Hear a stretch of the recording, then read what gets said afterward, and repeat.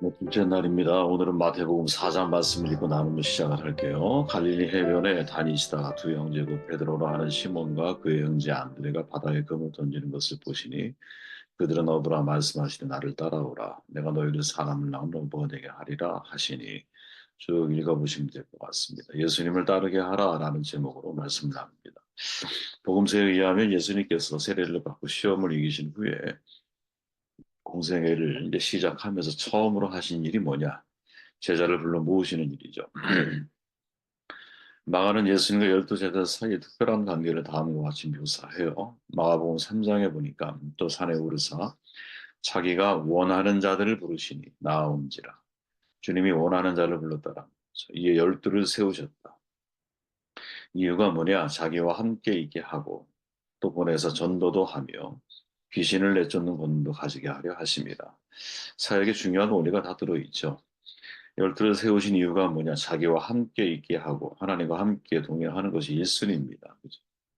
그래서 어떠한 사역든 관계보다 앞설 수가 없는 거예요. 하나님과 내가 관계를 잘 맺는 사람이 하나님이 원하시는 일을 감당할 수 있는 거죠. 그래서 관계로 일하라. 관계로 일하는 방법을 터득해 나아가는 것.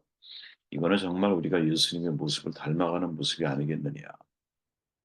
그 다음에 보내서 전도도 하고 귀신을 내쫓는 권능도 가지게 하려 하십니다. 이렇게 말하죠. 제자를 부르신 것 두 가지 교훈을 우리에게 준다고 봅니다. 첫째는 하나님의 일은 함께 이루어가는 것이라는 점이죠. 하나님은 혼자 일하지 않으세요. 사람을 통해 일하십니다. 우리가 지난주에 C.S. 루이스의 순전한 기독교 책을 같이 나눴잖아요. 그때 어느 분이 그런 얘기 하셨죠. 하나님은 사람을 통해 일하시는구나. 맞습니다. 우리 하나님의 손과 발이죠. 그래서 신인 동역관을 가지고 있는 것이 기독교입니다. 둘째로 그래서 사람이 중요하다라는 거죠. 하나님의 사람을 통해서 일을 하신다면 내 주변에 하나님이 만나게 하신 사람 한 명 한 명이 얼마나 중요한 일이냐. 그런 점에서 제자들은 예수의 부르심에 반응해야 되는데 우리가 주목할 것은 예수님께서 제자들을 부르시는 과정에서 몇 가지 주목해야 할 사건들이 있다라는 거죠. 부름받은 제자들이 예수를 따르는 과정에 일어난 일들이거든요. 그리고 그것은 오늘 우리에게도 그대로 적용될 수 있다고 보는 거예요. 그럼 첫째는 뭐냐? 요한복음에 보니까 또 이튿날 요한이 자기 제자 중 두 사람과 함께 섰다가 예수께서 거니심을 보고 말하되 보라 하나님의 어린 양이로다. 두 제자가 그의 말을 듣고 예수를 따르거늘. 요한을 따를 것이냐 예수를 따를 것이냐 이것을 결정해야 한다라는 거죠. 세례자 요한은 다른 제자들이 많이 있었어요. 세례자 요한이 예수의 다니심을 보고 말하되 보라 하나님의 어린 양이다 이렇게 말을 하니까 제자들이 예수님을 쫓는 것을 보죠. 그죠? 세례자 요한은 자신을 따르던 제자들을 향해서 예수님을 가리켜 하나님의 어린 양이라고 말하면서 야 그분을 따라야 돼 이렇게 가르친다라는 거. 저는 여러분 이 자체가 우리에게 굉장히 중요한 메시지, 특별히 오늘날 모든 사역자들이 이 모습을 주목해야 한다고 생각을 하거든요. 세상에 많은 사람들은 다 특히 권력을 가지고 높은 자리에 있는 사람들은 대부분 나를 따르라고 말하기를 원해요. 그죠? 내 수적으로 만들기를 원하죠. 근데 여러분 우리는 절대로 잊으면 안 됩니다. 우리가 예수 그리스도의 제자라고 하는 것은 사람을 따르는 게 아니야. 주님을 따르는 거예요. 지금 이 자리에 있는 이유는 사람이 나를 세웠기 때문에 있는 게 아니에요. 하나님이 나를 사람을 통해 세우셨다고 믿기 때문에 이 자리에 있는 거죠. 그 사실을 누가 제일 먼저 알아야 되느냐? 스승이 알아야 한다는 거죠. 스승이. 예수께서 제자를 부르셨을 때 제자들은 선택의 기로에 서죠. 스승 세례자 요한을 따를 것인가 아니면 낯선 예수님을 따를 것인가. 세례자 요한은 훌륭한 스승이지만 메시아는 아닌 거예요. 메시아는 오직 예수 그리스도 한 분뿐인 거예요. 사람은 여러분 본받을 수는 있어요. 그러나 그를 따를 수는 없는 거예요. 왜? 진정 우리가 따라야 할 대상은 예수님 한 분밖에 없기 때문이죠. 그래서 사도 바울이 그토록 많은 제자들을 양육을 했지만 그 제자들을 가리켜서 항상 말할 때 너희는 나를 본받는 자가 되라. 고린도서 4장 16절 이렇게 선언하죠. 왜 본받는 자야? 기왕이면 나를 따르라고 말을 하지. 여러분 성경에 보면 바울을 위해서 목숨을 아깝지 않아 하는 사람도 있었다 그러잖아요. 그죠? 그런 사람들을 향해서 얼마든지 나를 따르라 이렇게 말하고 싶지 않겠어? 근데 바울은 뭐라고 말하느냐? 절대로 그럴 수 없다. 나를 본받는 자가 되라. 왜? 내가 예수 그리스도를 따르는 사람이니. 너희는 나를 본받아서 예수 그리스도를 따르는 사람이 되어야 되지 않겠느냐. 이렇게 말하는 거죠. 저는 여러분 하버드 총장이 예전에 그런 말 했잖아요. 오늘날의 세태를 이렇게 꼬집었죠. 첫째, 우리는 부를 수 있는 노래를 잃어버렸고, 흔들 수 있는 깃발을 잃어버렸고, 믿을 수 있는 신조를 상실했고, 믿고 따를 수 있는 지도자를 잊어버렸다. 마지막 말이 실감되죠. 야, 이 시대에 어른이 있을까? 그죠? 야, 이 시대에 함석헌 선생님 같은 어른이 있을까? 그죠? 이 시대의 간디와 같은 어른이 우리 사회에 있을까? 정치적으로 우리 믿고 따를 만한 이 시대의 어른이 우리 세대에 있을까? 저는 적어도 여러분, 예수님이 이 땅에 오셨을 때의 그 시대에는 세례자 요한 같은, 비록 나이는 젊지만 어른 같은 사람이 있었다라는 거죠. 왜? 예수님이 세례자 요한을 이렇게 평가하잖아요. 여자가 낳은 자 중에 세례 요한보다 큰 이가 일어남이 없도다. 외동아들이거든요. 30세가 되도록 일반 젊은이와 전혀 다른 환경에서 살았어요.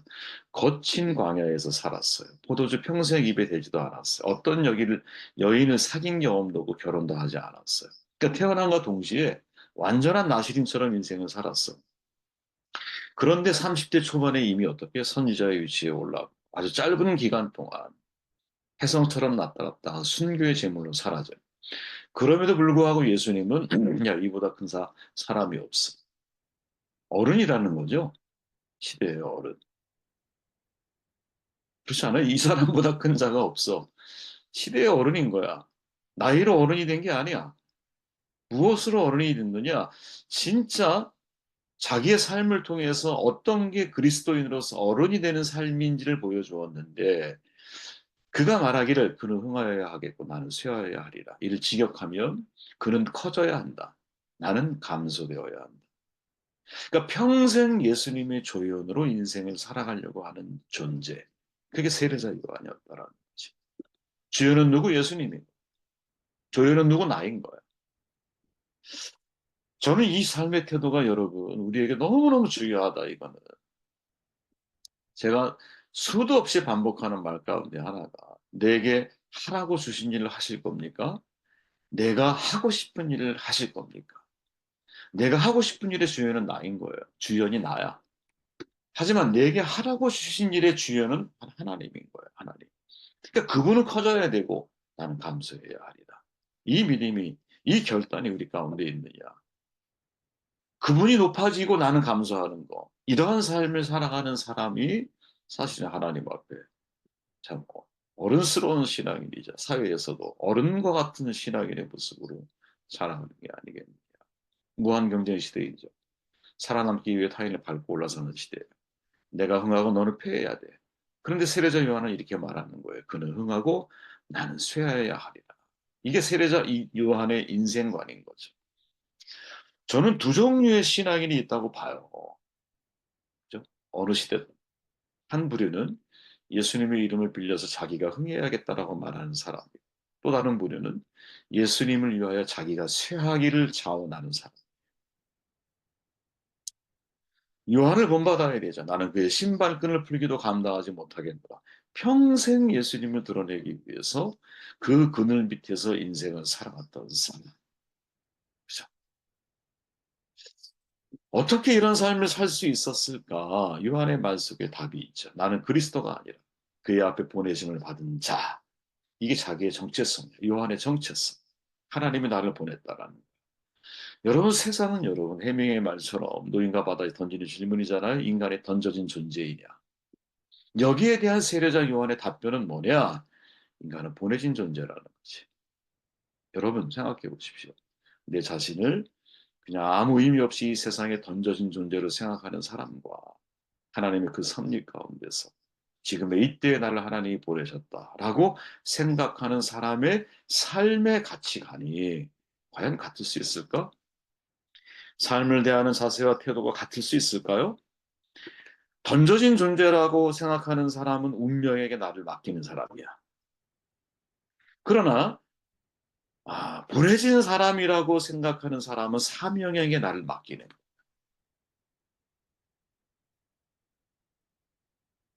어떤 사람이 되기를 원하십니까?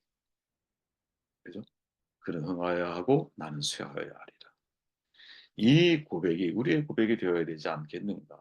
요한을 따를 것이냐? 아니면 예수 그리스도를 따를 것이냐? 또 따름의 과정에서 마태복음 4장에 보니까 이렇게 말하죠. 갈릴리 해변에 다니시다가 두 형제 그 베드로로 하는 시몬과 그 형제 안드레가 바다에 금을 던지는 것을 보시니 그들은 어부라 말씀하시되 나를 따라오라.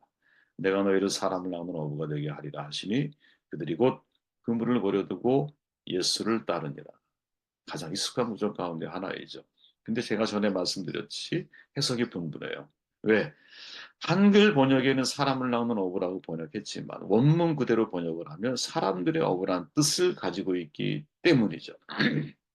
왜? 원문엔 낙타란 단어가 없어요. 그래서 영어 번역에서도 fish of men, 킹 제임스 버전에 보면 이렇게 되어 있죠. 사람들의 어부란 뜻이에요. 그래서 이를 비판하는 신학자들은 뭐라고 말하느냐? 사람을 낳는 어부라는 말의 관용적 표현이라고 정론을 해요. 이 두 가지 견해가 팽팽하게 맞섰어요. 이걸 어떻게 우리는 해석해야 할까? 쭉 읽어보시면. 그 당시에 여러분 쉽게 제가 정리해드리면 그 당시에 사람들의 어부라고 하는 표현을 어떤 식으로 사람들이 이해했을까? 시대에 비슷한 색인, 즉 같은 시대에 쓰여져 있던 또 다른 책의 글을 보면 이런 내용이 나와요. 마을 밖으로 나갔던 사람이 와서는 물었다. 좋은 소식 있어? 그들은 벌금형에 처했다. 요리사들이 풍부한 재료 공급을 위해 갓보한 물고기들의 어부들로 하여금 큰 수확을 기원하는 것과 마찬가지로 참견하게 바쁜 사람은 재앙에서 좋은 수확, 고충 속에서 좋은 수고를 그 참신함과 변화를 위해 기도한다. 저 요리사들과 어부들과 마찬가지로 그들은 언제나 뭔가를 낳거나 도살자들을 가질 수 있다. 같은 문법, 같은 색인을 가지고 있는 거거든요. 그러니까 문자적으로 보면 물고기들의 어부이지만 문맥상으로 보면 물고기를 낚는 어부라는 의미를 쓰였다라는 거야. 그죠? 그런데 이 색인을 그대로 적용하면 사람을 낚는 어부로 적용하면 딱 들어맞아. 그죠? 그리고 또 하나는 그렇다면 사람들의 어부라는 말은 틀린 말이 되느냐? 그렇지 않다라는 거야. 오히려 동시에 사람을 낚는 어부라고 하자면 안 된다는 주장을 이야기를 해요. 여기서 말하는 것은 이 스티어, 이제 갓 또한 어린 새끼 물고기를 말하거든. 그죠? 그래서 오히려 마치 인간의 사냥꾼 기호와 같은 인간들의 어부라고 하는 형식을 지향하고 있다라는 거예요. 쉽게 말하면 갓부화한 새끼 물고기조차 잡는 물고기 사냥꾼에 비유된다라는 거죠. 그렇다면 이 말의 진짜 의미는 뭐냐? 이런 거죠. 인간에게 무익한 존재인지 유익한 존재인지 인간을 사냥하는 존재인지 인간을 사랑하는 존재인지 인간을 위한 존재인지 인간을 해야 하는 존재인지 이에 대한 자성의 촉구의 의미를 담고 있다라는 거예요. 그러니까 쉬운 말로 해보면 너희로 사람을 낳는 어부가 되게 하리라.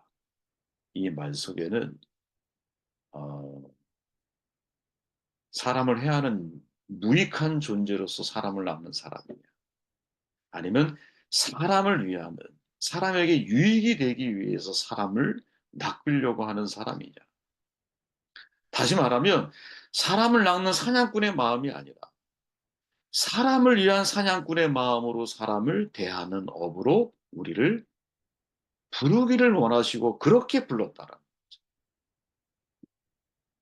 우리는 사람을 낳는 어부가 돼야 돼요. 생각해 보십시오, 여러분. 사람을 사랑하지 않고 복음을 전할 수 있어. 얼마든지 그래요. 여러분 성도님들을 사랑하는 마음 없이 설교할 수 있어요. 사랑하는 마음 없이. 아무런 국률한 마음 없이 여러분, 국률의 마음 없이 구제와 나눔도 실천할 수 있어.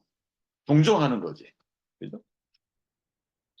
아무런 관심 없이 상대에 대한 관계를 맺을 수도 있어. 세상에 여러분 이런 관계가 얼마나 많아요.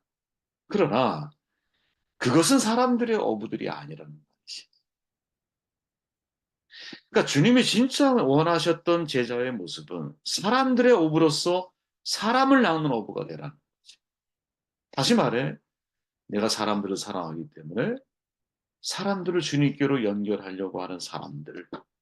이게 사람을 낳는 어부라고 하는 그 단어 속에 피시리 오브 맨이라고 한 그 단어 속에 과거 고대 사회에서 그런 의미를 가지고 이 단어가 사용이 되어졌다는 거죠. 우리는 어떤 어부가 될 것이냐? 이 질문을 던져주죠. 그죠? 사람을 사냥하는 어부가 될 것인지 아니면 사랑으로 사람을 낚으려고 하는 어부가 될 것인지 말씀을 정돈해 봅니다, 여러분. 뒤에 거는 제가 좀 어렵게 설명이 되었지만 그래도 읽어보시면 좀 더 이해가 될 거예요. 주님을 따르는 과정에 반드시 예수님을 따르게 하는 일들이 필요하고 우리가 요한처럼 예수를 따르게 하는 사람이 될 것이니 또한 사람을 낳는 어부로 하나님이 우리를 부르셨는데 사람을 사랑하기 때문에 사람을 낚으려고 하는 사람들의 업으로 내가 살아가려고 하느냐. 이 질문을 오늘 여러분들이 마음속에 담고 오늘 하루를 승리하시길 바랍니다. 말씀을 듣고